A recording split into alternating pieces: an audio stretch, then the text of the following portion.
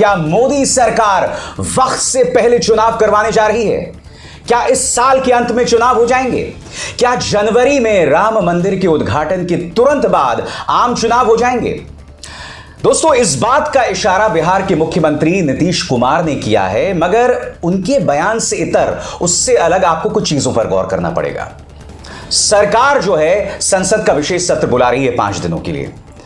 वहां पर एक बार फिर प्रधानमंत्री नरेंद्र मोदी का महिमा मंडन होगा। यही नहीं, एक देश एक चुनाव, उसको लेकर बाकायदा एक समिति बनाई जा चुकी है। बताया जा रहा है कि राष्ट्रपति रामनाथ कोविंद इसकी अध्यक्षता कर रहे हैं। यानी कि मोदी सरकार अपनी तरफ से लगातार कोशिश कर रही है चुनावों को लेकर। हर एक कदम जो उठाया जा रहा है उसका मकसद कहीं ना कहीं चुनावों से। इसीलिए यह बात कही जा रही है कि चुनाव होने वाले हैं और वक्त से पहले होने वाले हैं। और अगर चुनाव वक्त से पहले हो जाते हैं तो इससे पता चलता है कि मोदी सरकार किस तरह से डरी हुई है इंडिया गठबंधन से। वो नहीं चाहते कि इंडिया गठबंधन को अपने पांव पसारने का मौका मिले, संभलने का मौका मिले। मोदी सरकार इस बात को लेकर भी डरी हुई है कि जैसे जैसे वक्त गुजरता जाएगा उसकी लोकप्रियता घटती जाएगी। और मोदी सरकार को सबसे बड़ा डर इस साल के अंत में 5 राज्यों के चुनावों को लेकर है। अगर उन 5 राज्यों में मोदी सरकार राजस्थान, मध्य प्रदेश और छत्तीसगढ़ में अगर 2 राज्य भी हार जाती है तो यकीन मानिए लोकसभा चुनावों के लिए ऐसी उल्टी गिनती शुरू हो जाएगी कि उन्हें संभालना मुश्किल हो जाएगा। अब नीतीश कुमार ने इस बात की ओर इशारा किया है। कल देर रात मुंबई से लौटने के बाद उन्होंने पत्रकारों से इस बात की ओर इशारा किया। क्या कहा नीतीश कुमार ने, आइए सुनते हैं। बहुत अच्छा रहा, मीटिंग हो गया और सब लोगों ने बातचीत की और मिलकर के सब कुछ तय हो गया है। और आज उसके बाद तो प्रेस कॉन्फ्रेंस करके सभी लोगों ने अपनी अपनी बात रखी भी, इसलिए आप सब लोगों को तो मालूम है बहुत अच्छा हुआ है। और हम लोगों का बहुत तेजी से हम लोगों को काम करना है और केंद्र वाला तो पहले भी चुनाव करा सकता है, इसलिए हम लोगों को एकजुट होकर काम करना चाहिए। अब बहुत अच्छा मीटिंग हो गया, बहुत अच्छा की बात हो रही है। सेशन बुलाया गया है लोकसभा का, क्या आखिर ये क्या हो रहा है? अरे भाई, तो लोकसभा का बुलाया जा रहा है तो मतलब समझ रहे हैं ना। लोकसभा का बुलाने के बाद का मतलब है कि जल्दी चुनाव कराने के चक्कर में आपकी मंशा में आप जो संकेत दिए थे वो तो लग रहा है कि वही तो बता ही रहे हैं। तो उसके साथ साथ ये भी डिमांड पूरे तौर पर करना ना चाहिए कि भाई जाति आधारित जनगणना क्यों नहीं केंद्र सरकार आज तो बोलिए ना, हुआ भी 2020 में ना होना था। जाति आधारित नहीं करता, अलग बात है, लेकिन आप सुन लीजिए, सोच लीजिए, नहीं ना किया है, हो गया। आपको यह बात समझनी पड़ेगी कि दरअसल नीतीश कुमार जो है ना, वो भारतीय जनता पार्टी के बहुत करीबी हैं।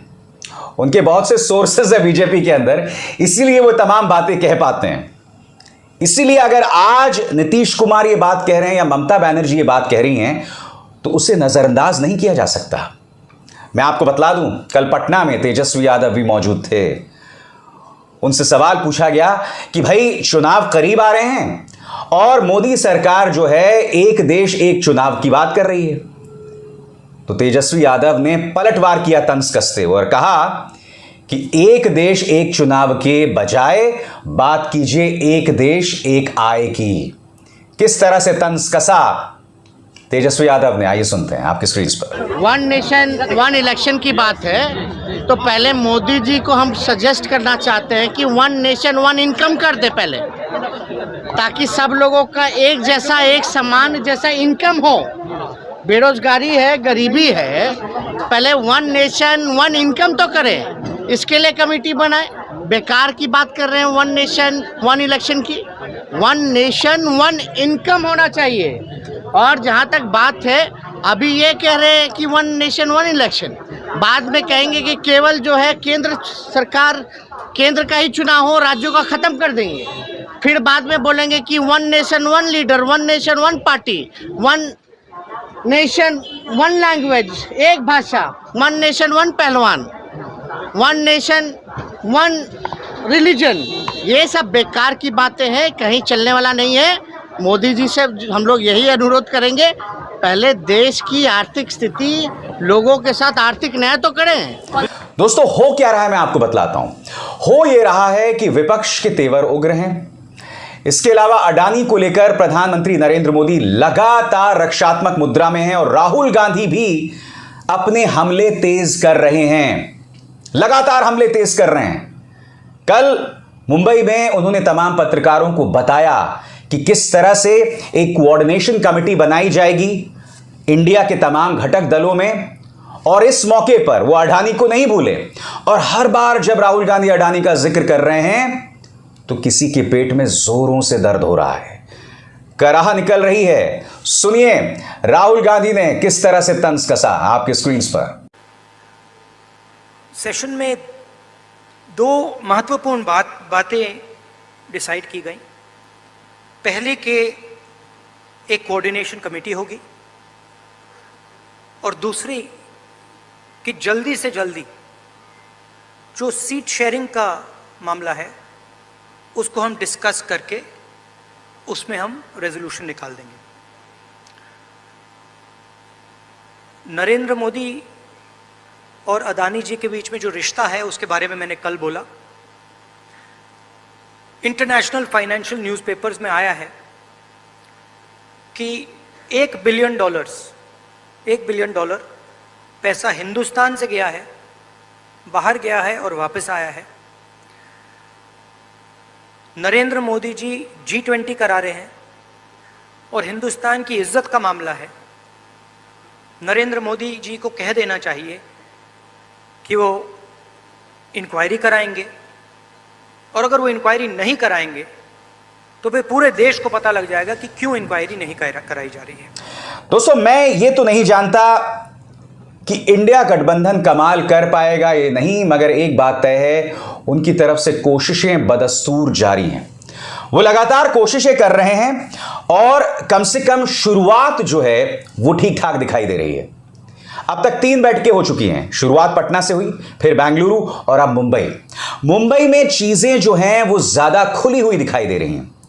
कल 3 चीजों का ऐलान किया गया। पहला कि जहां तक संभव हो सके सीट शेयरिंग हो, दूसरा चुनावी रैलियों पर बात की जाए, और तीसरी बात जो अपनी बात रखना चाहेगा घटक दलों में उसके लिए बाकायदा जो है एक समिति बनेगी जहां मीडिया स्ट्रैटेजी जो है वो जाहिर की जाएगी, और नारा होगा जुड़ेगा भारत जीतेगा इंडिया, यानी कि नारे में भारत भी है और इंडिया भी है। इस बात का ऐलान किसी और ने नहीं, आदित्य ठाकरे ने कहा। उन्होंने क्या कहा दोस्तों, आइए सुनते हैं।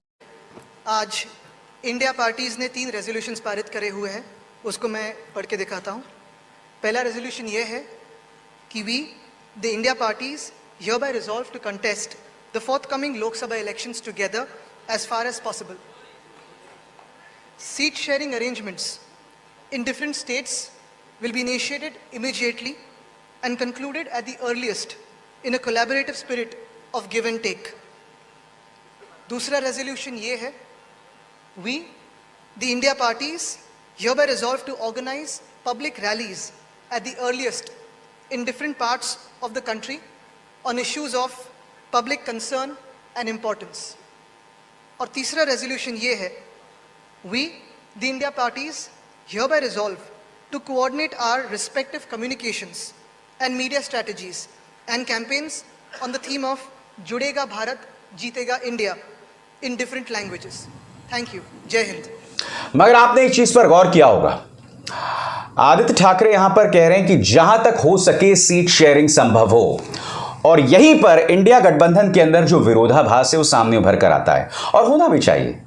क्योंकि देखिए, वामपंथी दलों और ममता बनर्जी के बीच पश्चिम बंगाल में समझौता हो ही नहीं सकता।